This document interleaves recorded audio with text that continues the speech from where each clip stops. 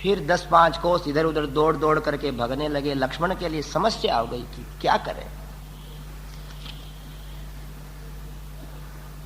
सीताम अपश्यन् धर्मात्मा शोकोपहत चेतन है, विललाप महाबाहु राम है, कमल लोचन है।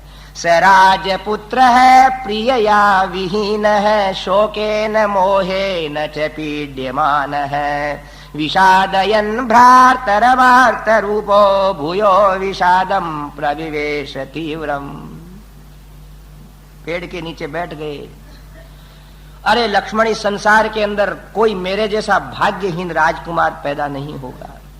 राज्य विनाश है, स्वजनैर्वियोग है, पितुर्विनाशो जननी वियोग है। सर्वाणि में लक्ष्मण शोक वेग, महापूरयन्ति प्रविचिंततानि।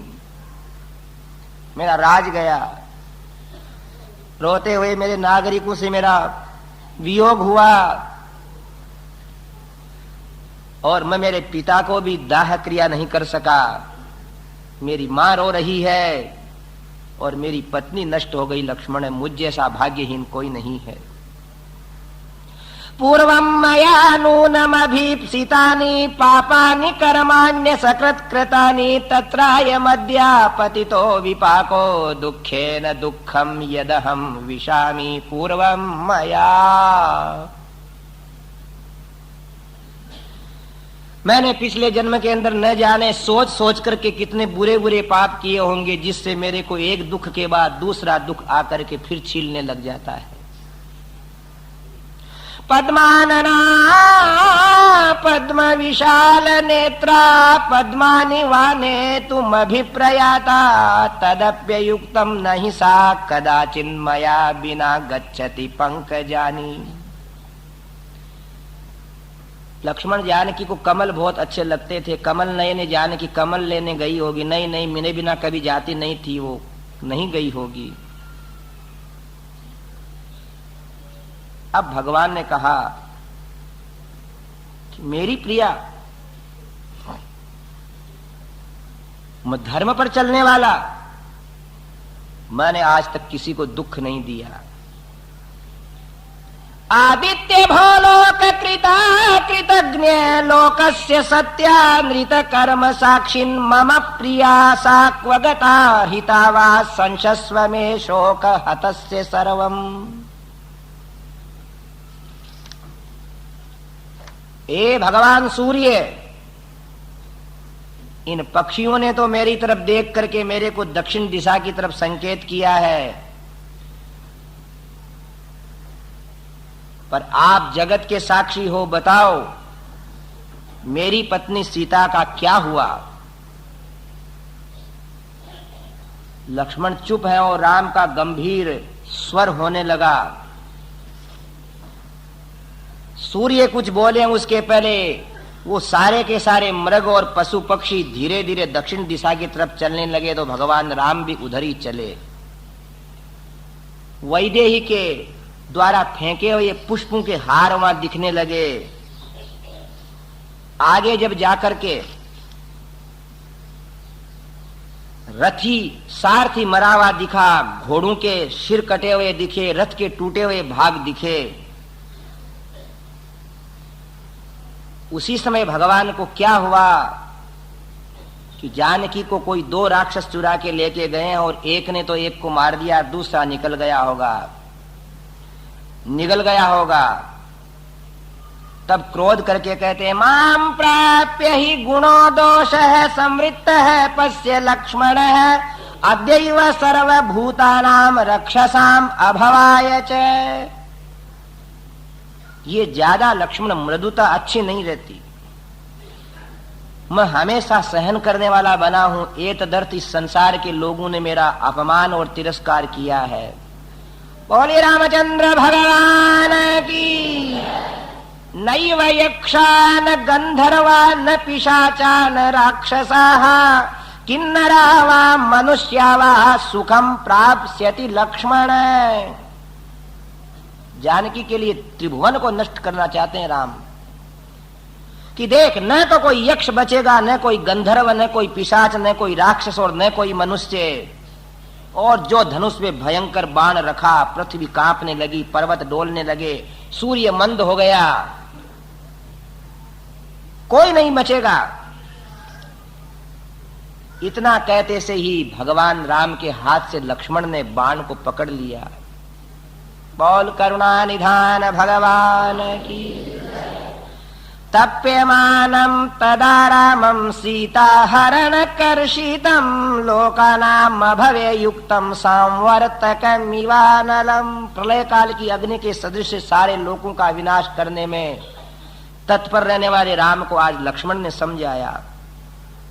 पुरा भूत्वा मृदुरदान्तः सर्वभूत हिते रतः न क्रोध वशमापन्नः प्रकृतिम हातुमर्हसि। यही भगवान के गुण है। हे रामचंद्र जी, आपके लिए संसार के लोग गाते हैं कि आप मृदु हो और स्वभावतः मृदु हो। देखो, एक आलवंदार स्तोत्र है वैष्णव में, उसमें भगवान के क्या गुण है। वशी वदान्यो गुणवान ऋजु शुचिर मृदुर दयालुर मधुर स्थिर समः कृति कृतज्ञ स्वमसि स्वभावतः समस्त कल्याण गुणामृतो दधि समस्त कल्याण गुणामृतो दधि। ध्यान दे, लक्ष्मण जी कह रहे हैं रघुनंदन से कि आप समस्त कल्याणों के समुद्र हैं, आप जितेंद्रिय हैं, आप उदार हैं और स्वभाव से सरल हैं, स्वभाव से सबका भला करने वाले हैं। स्वाभाविक गुण है भला करना, मतलब के नहीं है। और हम संसार के लोग क्या है, मतलब से उदार हैं, और भगवान क्या है, स्वाभाविक उदार है।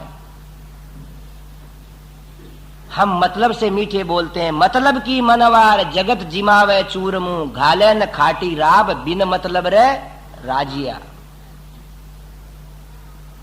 वो एक वैद्य था। अब देखो, थोड़ी बात कहें जिससे आपका मन लग जाए। हो? भगवान में मनुष्य में क्या अंतर है। अभी लक्ष्मण जी भगवान राम से धनुष से तीर उतरवा देंगे। अभी एक वैद्य था, नौकरी करने के लिए गांव में गया। भैया, हम लोग बहुत मतलबी लोग हैं, क्या आदमी और क्या नारियां। बात बात के अंदर हम लोग स्वाभाविक गुणों को छोड़ करके मतलब का चोला पहन लेते हैं, मतलब का जामा।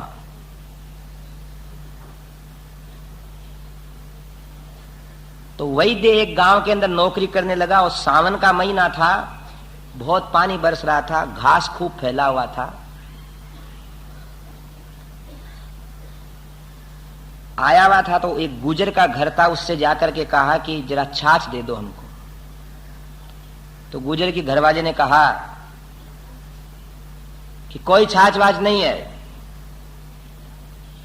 कोई का देखो स्वभाव होता है देने का और कोई का स्वभाव होता है बिल्कुल मना करने का। ठीक है, नहीं है तो नहीं है। जेठ का महीना आया और ज्येष्ठ के महीने में उस गुजरी का लड़का बीमार ऐसा हुआ कि घड़ी पल का। तो वैद्य जी को बुलाया। वैद्य में ऐसी आदत होती है, वो कभी शत्रुता नहीं सोचता है। उसका धर्म होता है कि वो दवाई देवे। एक बार अखबार में छपा हुआ, हमने किसी से सुना इंदौर में कि बहुत वर्ष पहले सांप्रदायिक दंगे में एक लड़का देख रहा है कि एक व्यक्ति उसके बाप को छुरा घोंप करके मार दिया उसने। वो लड़का देख रहा उसका, और वो देखने वाला लड़का एक दिन डॉक्टर बन गया और वो मारने वाला ही आदमी पथरी का पेशेंट बन करके उसके पास इलाज कराने आया। तो अपने चिकित्सक के धर्म को प्रणाम करके उस आदमी ने उसका इलाज किया और ठीक होने के बाद कहा कि आपने एक दिन मेरे बाप को छुरे से मार दिया था और मैंने आपको छुरे से जिला दिया है। चिकित्सक का धर्म होता है, वो इलाज करता है।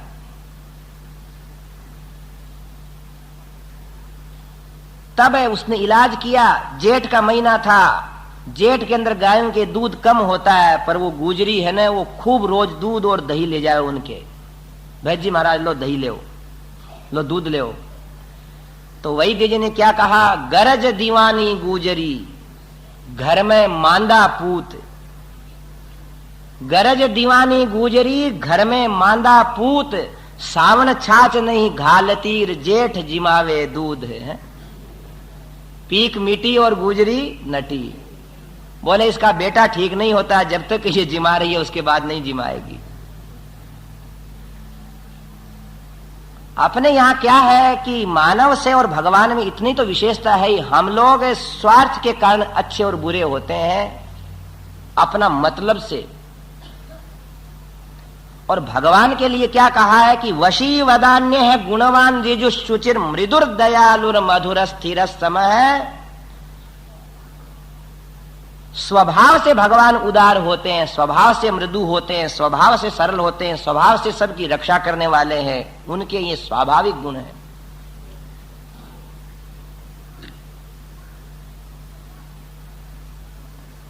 ये तदर्थ भगवान ने क्या कहा, लक्ष्मण ने राम से, पुरा भूत्वा मृदुर्दांत है, सर्वभूत हिते रत है, न क्रोध वश महापन्न है, प्रकृति हातु मरहसी। प्रभु आपको लोग मृदु कहते हैं, मधुर, जितेंद्रिय कहते हैं, और हर प्राणी के हितैषी हैं आप। सर्वभूत हिते रत है। और इस समय आप सीता के वियोग में अगर क्रोध करके संसार को मार देंगे, सारे संसार को, तो फिर आप उदार कैसे कहलाएंगे। चंद्रे लक्ष्मी प्रभा सूर्ये गतिर्वायौ भुवि क्षमा, एतच्च नियतम नित्यम त्वयि चानुत्तमम यशः। बोलिए सुमित्रा कुमार की। क्या भगवान की बातें कह रहे हैं कि जैसे चंद्रमा में शीतलता है, सूर्य में कांति है, वायु में प्रवाह है, पृथ्वी में क्षमा है, वैसे ही हे राम, ए दशरथ नंदन, निष्कलंक अगर कीर्ति है तो हे पुरुषोत्तम आप में है। बाकी सब व्यक्तियों की कीर्ति तो कलंकित है। बड़े बड़े विशाल यज्ञ और पुण्य कार्यों से महाराजा दशरथ के घर आपका जन्म हुआ है। मैं आपका छोटा भाई दास प्रार्थना कर रहा हूं कि अपराध अगर किसी एक राक्षस ने किया है और सारे के सारे संसार को आप नष्ट कर देंगे, तो आपको फिर स्वयं को दुख होगा। एकस्येनापराधेन लोकान् हन्तुं त्वमर्हसि, ननु जानामि कस्यायं भग्न है सांग्रामिको रथ है। भगवान ने कहा, लक्ष्मण है, ये उतारता हूं बाण में, पर मेरी प्रिया का हरण हो गया। अगर उसको नहीं बताएंगे देवता लोग तो मैं अभी उतार लेता हूं, थोड़ी देर बाद वापस चढ़ा लूंगा। लक्ष्मण ने कहा, आप मेरे साथ मेरा हाथ पकड़ करके पहले देखिए ये रथ किसका है। अपन समुद्र को ढूंढेंगे, पर्वतों को ढूंढेंगे, गुफाओं को ढूंढेंगे, देवता गंधर्व दानवों के यहां जाकर के ढूंढेंगे। और हे रघुनंदन, यदि फिर नहीं मिलेगी जानकी, शीलेन सामना विनयेन सीताम नयेन न प्राप्स्यति चेन्नरेन्द्र, ततः समुत्सादय हेम पुंखैर्महेन्द्र वज्र प्रतिमै शरौघैः। उसके बाद यदि जानकी नहीं मिले तो आप अपने इन बाणों से संसार को भस्म कर देना। अब राम जी को हाथ पकड़ करके आगे गए। सारथी मरा हुआ दिखा, वो रथ के हिस्से टूटे हुए दिखे, और ज्यों और आगे गए तो निषाद गृध्रराज जटायु वहां दिखे उनको। इत्युक्त्वाभ्यपदद्रष्टुं संधाय धनुषिक्षुरं क्रुद्धो रामः समुद्रान्तां चालयन्निव मेदिनीम्। शोक से संतप्त थे, इसलिए कहा, अरे अरे लक्ष्मण, कोई राक्षस सोया दिखता है सीता को खा करके मैं उसको मारता हूं तो धनुष के ऊपर बाण चढ़ा करके ज्यों ही दौड़े न पास में। तम दीन दीनया वाचा सफेनम रुधिरम वमन अभ्यभासत पक्षी सह रामम दशरथात्मजम। तब अत्यंत दबी हुई मीठी आवाज से बोला कि हे आयुष्मान, और राम के आंखों में आंसू आ गए कि लक्ष्मण, जब मैं अयोध्या में रहता था तो मेरे पिता मेरे को आयुष्मान कहते थे, या मेरे पिता के मित्र जटायु मुझे आयुष्मान कहते हैं। याम औषधीम इवायुष्मन अन्वेषसि महावने सा देवी मम च प्राणा रावणे नो भयम हृतम। कि हे पुत्र, हे आयुष्मान, जिस औषधि को तुम ढूंढ रहे हो वो औषधि और मेरे प्राण दोनों रावण ने हरण कर लिए। और जिस समय द्रवीभूत हुए घायल उस जटायु को ठाकुर जी ने गोद में रखा तो सारे देवता देखने लगे कि इस पक्षी का क्या भाग्य है। भगवान राम ने अपने दुपट्टे से आंसू पूछे और गृध्रराज से कहा कि गृध्रराज बताओ जानकी को कौन हरण करके ले गया। जटायु के राम प्रेक्षेतु तम गृध्रम भुवि रौद्रेण पातितम सौमित्रिम मित्र संपन्नम इदम वचनम अब्रवीत। जटायो यदि शक्नोसि वाक्यम व्याहरितुम पुनः सीताम आख्याहि भद्रन्ते वदम आख्याहि चात्मनः। जहां घाव हुआ था उन दोनों हिस्सों को भगवान राम ने अपने दोनों हाथों से जोड़ा भी कि शायद प्राण वापिस आवे तो चिकित्सा की जाए। बोलो जटायु बोलो, इतना कहते कहते जटायु के मुख में से रुधिर और फेन निकल करके राम के सारे शरीर पे गिर गए। भगवान कहते हैं कि हमारे लिए प्राण जाएंगे इसके। किसी तरह शक्ति लगा करके जटायु बोला कि जिस मुहूर्त के अंदर वो रावण जानकी को लेकर के गया है, हे रघुनंद, वो मुहूर्त ऐसा था कि स्वामी को उसकी वस्तु मिल जाएगी। ले गया है, किधर ले गया है? त्वत्प्रियाम जानकी हृत्वा रावणो राक्षसेश्वर है झसवद बड़ी समग्रह्य क्षिप्रमेव विनश्यति। और कहो राम कहते रहे। और उसी समय जटायु गर्दन उनकी गोद डाल करके परम धाम पधार गया। देखो सज्जनों,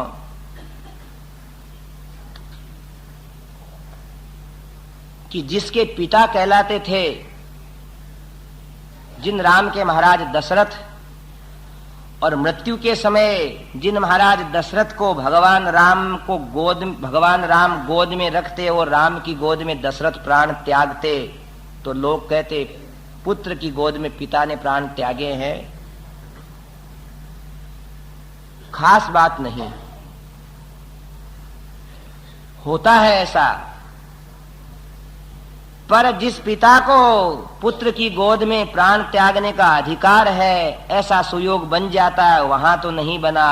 और एक प्राणी, वो भी गीध है, उसको भगवान राम पिता के भाव से अपने गोद में ले रखे हैं और उसने भगवान की गोद में जीवन त्याग किया। इससे बड़ा क्या भाग्य होगा। भगवती पार्वती से भगवान शिव कहते कहते रोने लग गए। और अभी नहीं, सर्वत्र खलु दृश्यन्ते साधवो धर्मचारिणः शूरः शरण्यः सौमित्रे त्रियज्ञो निगतेष्वपि। लक्ष्मण,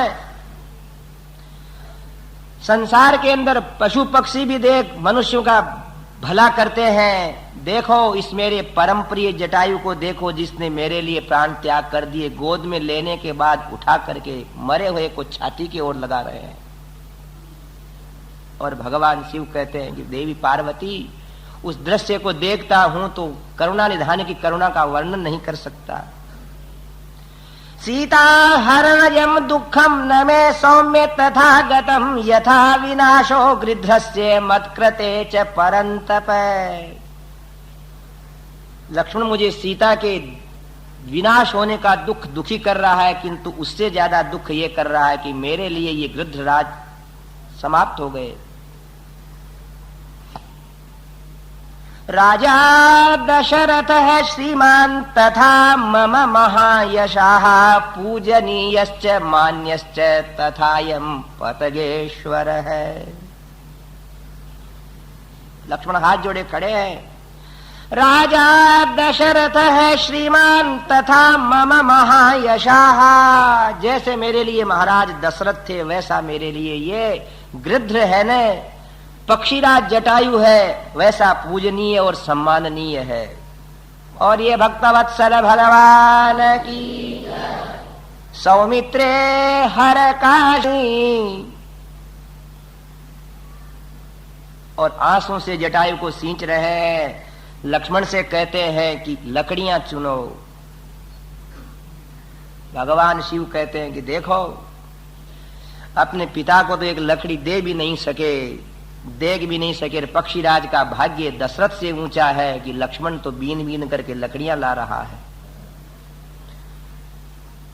और दोनों भाइयों ने जब उठा करके उसके ऊपर लकड़ियों के ऊपर रखा, और अब भगवान राम कहते हैं लक्ष्मण से कि लक्ष्मण चलो अग्नि उत्पन्न करते हैं।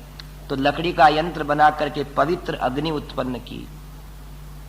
निर्मथिष्यामि पावकम। देवता देख रहे हैं, घास फूस लाए, उस अग्नि के अंदर उस घास फूस को जलाया, और भगवान राम ने अपने हाथ से उस घास की आग से उस चिता को जब आग दी तो लोग रोने लग गए। बोलिए करुणा निधान भगवान नाथम पतगलोकस्य चितिम आरोपयाम्यहम इमं धक्ष्यामि सौमित्रे हतम रौद्रेण रक्षसा। चारों तरफ घूम रहे हैं उसकी चिता के। आग धधकने लगी। जटायु का वह मांसल शरीर, अत्यंत वर्षों से इस संसार में रहने वाला शरीर भगवान राम के हाथ की अग्नि प्राप्त कर रहा है। या गतिर्यज्ञशीलानां आहिताग्नेश्च या गतिः अपरावर्तिनां या च भूमि प्रदायिनां मया त्वं समनुज्ञातो गच्छ लोकान् अनुत्तमान्। गृध्रराज महासत्व। आपको मालूम है श्मशान में माता पिता को आग दे करके वो बेटा एक तरफ जाकर के आवाज देता है कि नहीं मालूम? वो क्या आवाज दिया करता है कि हे पिताजी, जीवन भर मैं धर्म से जिया हूं और मेरे हाथ से आपको अग्नि दे दी, आप पुण्य लोकों में जाओ। बेटा करता है ये काम। और आज वो मधुर स्वर वाले राम कह रहे हैं गृध्रराज महासत्व संस्कृतश्च मया। मेरे द्वारा अग्नि प्राप्त करके जिस गति को निरंतर यज्ञ करने वाले महात्मा जाते हैं, भूमि दान देने वाले जाते हैं, वीर मातृभूमि के लिए बलिदान होने वाले जाते हैं, उन उत्तम लोकों को तुम प्राप्त करो। और ये भक्तवत्सल भगवान। और उसी समय गिद्धराज अपने दिव्य रूप से वहां उपस्थित होते हैं और भगवान की दिव्य स्तुतियां रामचरितमानस इत्यादि में सुनते हो आप। यह है भगवान की भक्त वत्सलता। सीता के वियोग को अभी कम कर दिया और बातें सब कम कर दी, और एक पक्षी से, जटायु से, अपना उपकार करने वाले से अद्भुत प्रेम किया। कृतोदकौतौ अपि पक्षी सत्तमे स्थिरांच बुद्धिं प्रणिधाय जगमतुः प्रवेश्य सीताधिगमे ततो मनः वनम सुरेन्द्राविव विष्णुवासवौ। अब जलांजलि दे करके आगे बढ़ते हैं दक्षिण दिशा की तरफ। अयोमुखी नाम की राक्षसी आई, वो भी लक्ष्मण से ऊट पटांग बातें करती हैं, उनकी भी नाक कान लक्ष्मण काट देते हैं। आगे गए तो एक ऐसा भयंकर प्राणी दिखा जिसके सिर तो है नहीं, धड़ धड़ है और मुंह उसका पेट में है। पेट के अंदर मुख है, उसके अंदर भयंकर दंष्ट्राएं हैं और एक एक योजन लंबी उसके भुजाएं हैं, 4 कोस लंबी भुजाएं हैं। तो आकाश में उड़ने वाले पक्षियों को खा जाता है, हाथी, शेर इत्यादि प्राणियों को खा जाता है। उसका नाम है कबंध। तो राम लक्ष्मण को दोनों को पकड़ लिया। लक्ष्मण कहते हैं भैया मेरे को ये खावे जब तक आप बच करके निकल जाओ और रावण को मार दो, जब मेरे को अयोध्या में याद करते रहना, मेरी बलि देकर के आप छूट जाओ। भगवान ने कहा लक्ष्मण डरो मत, अवसर देखो। वो पूरी ताकत से ऐसा सोचता है कि मैं इनको मुंह में ले लूं, पर जिसके मुख में तो सारा ब्रह्मांड है उसको क्या मुख में ले लेगा ये है।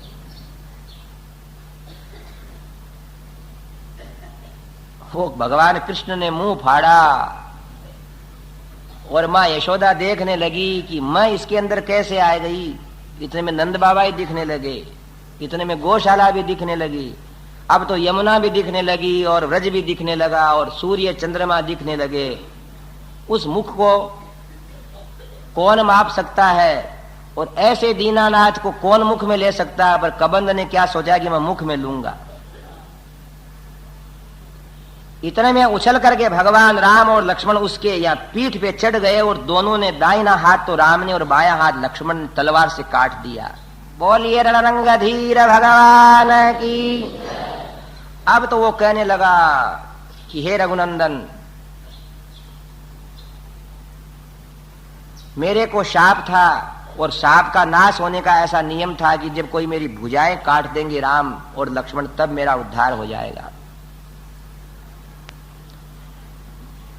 पुरा राम महाबाहो महाबल पराक्रमम रूपमासीन ममाचिंत्यम त्रिषु लोकेषु विश्रुतम। मैं भी पहले बहुत बड़ा रूपवान था, पर एक स्थूल शिरा नाम के महात्मा थे, उनकी मैंने नकल निकाली। बड़ा सिर वाला कोई महात्मा होगा तो रूपवान व्यक्तियों में क्या बुरी बात होती है कि वो दूसरे की हंसी उड़ाते हैं। अगर कोई रूपवान हो तो कोई बदरूप हो उसकी हंसी नहीं उड़ाना चाहिए, नहीं तो हालत ये होती है। और महात्माओं की तो हंसी उड़ाना ही नहीं। मोटे सिर वाले महात्मा जी थे, उनको जाकर सामने मटकने लगा, मैं नाचने लगा, उनके सिर की मैं टिल्ली उड़ाने लगा, तब मेरे को उनने शाप दे दिया। तो मैं भी राक्षसों जैसा हो गया और फिर मैं इंद्र से लड़ने गया तो इंद्र ने मेरे ऊपर वज्र का प्रहार किया, तो मेरा सिर है ना वो भुजाएं दे दी, जिससे मैं मेरा भोजन करता रहता हूं और मेरा जीता रहता हूं। पर मेरी बहुत भयंकर जिंदगी है ये, आप ऐसा करो मेरे को जला दो। लक्ष्मण ने कहा भैया अच्छा किया इसने नीचे जमीन में गाड़ने का नहीं कहा है। तब वो क्या कहता है कि अगर आप मेरे को जलाओगे तो जलने के बाद मेरा दिव्य ज्ञान उत्पन्न होगा, मैं उससे आपकी सहायता करूंगा। सीता के विषय में आपको कुछ न कुछ मैं उपाय बताऊंगा।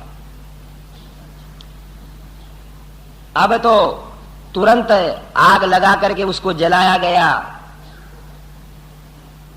दिव्य रूप से वो आकाश के अंदर खड़ा हो गया। बोलिए भक्त वत्सल भगवान की। और भगवान राम से कहते हैं कबंध कि देखो रघुनंदन, यहां से थोड़ी दूर पंपा सरोवर है, मतंग मुनि का आश्रम आएगा, शबरी का आश्रम आएगा, आप वहां जाना। और पंपा सरोवर के किनारे एक सुग्रीव नाम के वानर हैं, बहुत बड़े बलशाली हैं। वो भी, उनकी भी पत्नी उनके भाई ने हरण कर ली है,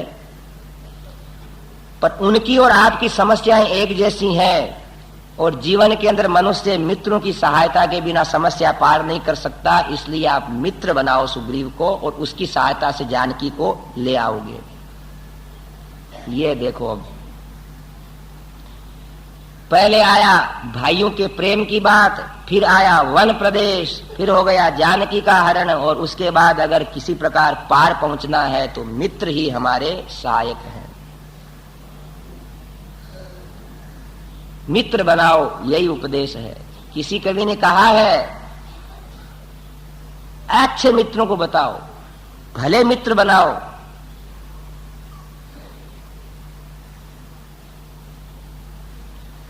चंदन की चुटकी भली, गाड़ा भला न काठ, मित्र तो एक ही भला, मूर्ख भले न साठ। चंदन की चुटकी भली, गाड़ा भरा न काठ, मित्र तो एक ही भला, मूर्ख भले न साठ। एक भला मित्र हो, शूरवीर धीर बुद्धिमान, वो हजारों मित्र बना देता है, और एक मूर्ख के साथ अगर रहते हैं तो वो अपना बेड़ा समुद्र में डाल देता है। जैसे चंदन की थोड़ी सी लकड़ी सुगंधित कर देती है, ऐसे सुगंध वाला, कीर्ति वाला, यशस्वी, उपकारी मित्र मिलना चाहिए। और लोगों से कहते हैं, रामायण के अंदर है, लौकिक ग्रंथों के अंदर ही, कि जिसके शत्रु 100 नहीं और मित्र नहीं है 50, धिग है उसकी माए को और बोझ मरी 10 मास। अगर संसार में उत्पात मचाने वाले, कष्ट देने वाले दुष्ट लोग हमारे शत्रु भी हैं तो इसका दुख मत करो, क्योंकि दुर्गुणों के भंडार से तो मनुष्यों का शत्रुता का काम हो ही जाएगा, पर उनको दंड देने के लिए मित्र भी एकत्रित करो। बिना मित्र के कोई व्यक्ति भयंकर समस्याओं का पार नहीं पा सकता। अतः मित्र धर्म का उपदेश दिया कबंध ने। श्री राम जय राम, जय जय राम, राम श्री राम जय राम, जय जय राम, श्री राम जय राम, जय जय राम, राम श्री राम जय राम, जय जय राम, बोलो श्री राम जय राम, जय जय राम, राम श्री राम जय राम, जय जय राम, राम श्री राम जय राम, जय जय राम, राम श्री राम जय राम, जय जय राम। हरे रामचंद्र भगवान की। और वह लुप्त हो गए, अंतर्धान हो गए, और भगवान राम अब उनके बताए अनुसार मतंग महर्षि के आश्रम की ओर आ रहे हैं, जहां साधुओं की सेवा करने वाली वह शबरी भील की लड़की रहे, भील के कुल में जन्म लेने वाली स्त्री रह रही है, वृद्धा। कैसे हो गई है तपस्विनी? भीलों के घर में जन्म लिया शबरी ने। भील ही माता पिता थे, उनके साथ जा रही थी।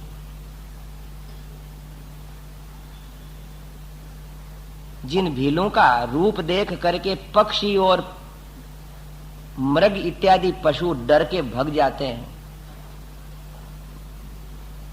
दया धर्म का मूल है, पाप मूल अभिमान, तुलसी दया न छोड़िए जब तक घट में प्राण। अहिंसा प्रतिष्ठायाम सर्वभूत वैरत्याग है। कोई व्यक्ति अहिंसा व्रत का पालन कर लेता है तो उसके सामने सब लोग आते हैं, और हिंसक वृत्ति वाले के पास कोई बैठता भी नहीं है। शबरी छोटी थी बालिका, जब अपने माता पिता के साथ जा रही थी, उनसे डर के प्राणी भग रहे थे सब। उसको प्यास लगी तो मतंग महर्षि के आश्रम के सामने एक तालाब था, उसमें जल पीने गई। वो भाग्योदय का समय था, तो क्या देखती है कि मृग तो महात्मा का पांव चाट रहा है और शेर अपनी जीभ से महात्मा की पीठ चाट रहा है। अब उस शबर की बालिका शबरी के मन में आया कि मेरे माता पिता भी एक प्राणी हैं और ये महात्मा भी एक प्राणी है जिनसे कोई द्वेष नहीं करता। तो आज वहां बैठ गई वो। उसके माता पिता भी योग से उसको ढूंढने नहीं आए, मतंग महर्षि के आश्रम के अंदर बैठ गई वो और रोने लग गई। बोलिए सद्गुरुदेव भगवान की। काली कलुटी है पर उसका हृदय साफ है, उसका हृदय शुद्ध है। मतंग ने कहा कि क्या बात है? बोले महाराज, मैं इस भयंकर जीवनचर्या वाले हमारे जाति के जीवन से पिंड छुड़ाने के लिए आप जैसे दया निधान के पास आई हूं, मुझे काम बताओ। ये भगवान की सेवा करो। अब रोज वहां झाड़ू लगाती, पुष्प तुलसी तोड़ करके लाती, अनेक महात्मा बैठते थे उनके पास वो रख देती। ऐसी सेवा करती कि पुष्प तुलसी और स्वच्छता के वहां कभी कोई समस्या नहीं रही। और महात्मा रोज है ना हजारों दल से अर्चना करते, केशवाय नमः, नारायणाय नमः, माधवाय नमः, गोविंदाय नमः। अर्चना। सब महात्माओं के पास अपने अपने चित्रपट थे, अपने अपने सेवा थी। महात्मा लोग बिना भगवान के नहीं घुमा करते हैं वो। और भगवान जिनके पास में साथ में नहीं है और वो कहते हैं कि मैं महात्मा हूं, तो फिर उसको समझना चाहिए कि महात्मा ही अभी दूर है मेरे से। हमारे वैष्णव के अंदर कोई आता है ना साधु महात्मा मंदिर में, तो उनसे पूछा जाता है आसन कितने?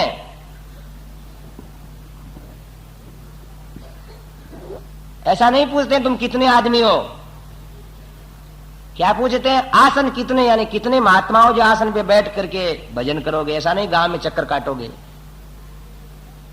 वो लोग कहते हैं आसन 7। दर्शन कितने? बोले दर्शन भी 7। दर्शन का मतलब साथ में भगवान की सेवा है कि नहीं।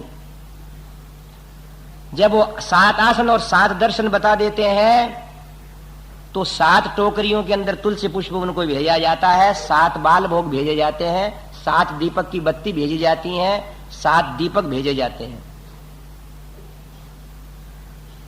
ऐसे महात्मा होते हैं। भगवान की सेवा नहीं करे वो काहे के महात्मा? वो तो ऐसे ही कोई चक्कर में घूम रहे हैं। जो अनवरत भजन में लगे रहे और उनकी अगर कोई सेवा करे तो सेवा करने वाला का ही कल्याण हो जाता है। सज्जनों, आप यहां बैठे हो, जिनने ये दरियां बिछाई हैं उनका कल्याण सुनने वालों से ही पहले हो जाता है।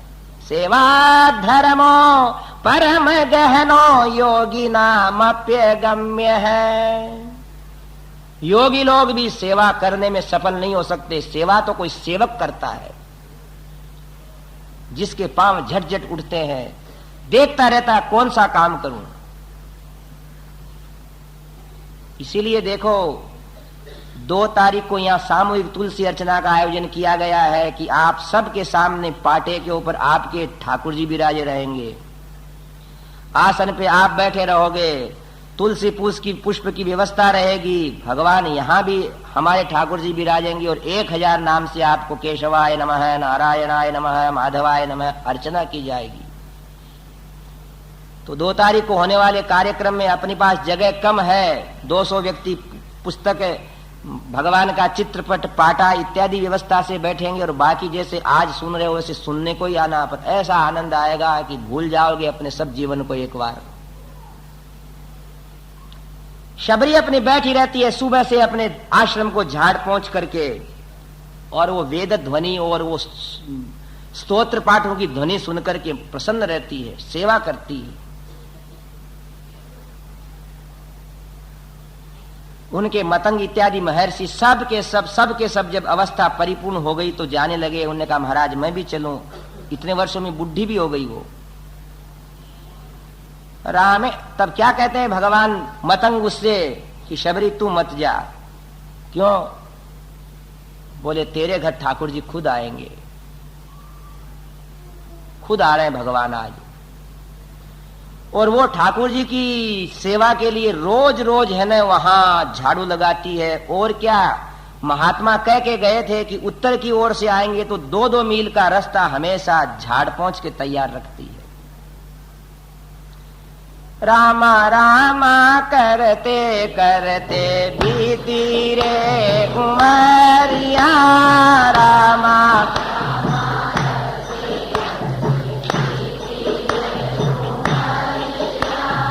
रघुकुल भूषण कब आवोगे शबरी, रघुकुल भूषण कब आवोगे शबरी की डगरिया, रामा रामा करते करते, रामा रामा करते करते, श्री राम जय राम जय जय राम, श्री राम जय राम जय जय राम,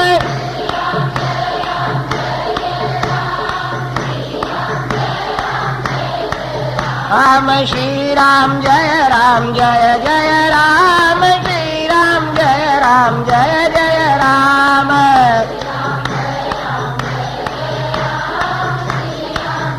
बोलिए राजा रामचंद्र भगवान की। अनुसंधान करती रहती कि महाराज मैं तो भीलों की बेटी हूं, मेरे में कौन सा साधन है, मेरे पूर्वजों का भी पुण्य नहीं है, पर है मेरे पास भी पुण्य रघुनंदन कि मैं आचार्यों की दासी हूं। टोकरियां भर भर के तुलसी पुष्प बेर फल मूल में आकर के लाती थी और महात्मा मेरा रास्ता देखते थे। सज्जनों, बड़ा शहर है, हो सकता है आपको ऐसा अवसर नहीं आता है, किंतु उस व्यक्ति का मंदिर के पुजारी लोग रास्ता देखते हैं जो तुलसी ले जाता है, पुष्प ले जाता है। एक राजा ने भगवान को 1 लाख रुपए का हार पहनाने को दिया, भगवान को धारण करा दिया पुजारी ने, और थोड़ी देर के बाद एक तुलसी पुष्प की माला आई, वो पहना दी पुजारी ने, तो हार ढक गया लाखों रुपए का। राजा ने कहा पुजारी जी हमारे लाखों रुपए का हार ढक दिया आपने। तो पुजारी ने कहा राजा साहब भगवान की सौगंध, आप सही न्याय करना। वो हार सोने का निकाल करके एक तरफ रख दिया और कहो कि बोलो भगवान की शोभा में कमी आई है क्या? नहीं आई। अब वो हार तो सुवर्ण का पहना दिया और तुलसी पुष्प की माला भगवान की हटा दी भगवान के विग्रह से, और पूछा कि बताओ भगवान जम रहे हैं क्या? बोले नहीं, भगवान तो दुबले पतले लग रहे हैं। जब तक पुष्प की माला भगवान को नहीं पहनाते ठाकुर जी का अलंकार होता ही नहीं है, कितने ही कड़े कांठ ले पहना दो भले। सज्जनों, नैवेद्य तो भोग लगा करके हम लोग झट बाहर ले लेते हैं, गोष्ठी प्रसाद बांट लेते हैं। अगर ठाकुर जी के चरणों में रहती है तो तुलसी रहती है। तुलसी पुष्प से बड़ी कोई सेवा नहीं, और वो सेवा रोज वो डलिया भर भर के शबरी करती थी, इसलिए उसके पुण्य का कोई पारावार का, निस्सीमता का अंदाज नहीं कर सकता था। उस पुण्य से आज भगवान आ रहे हैं, स्वयं आ रहे हैं। और लक्ष्मण आज चकित होकर के कहता, हे रघुनंदन, किस भक्त का आश्रम आ रहा है, मैं उस भक्त को प्रणाम करता हूं। भगवान ने कहा क्यों?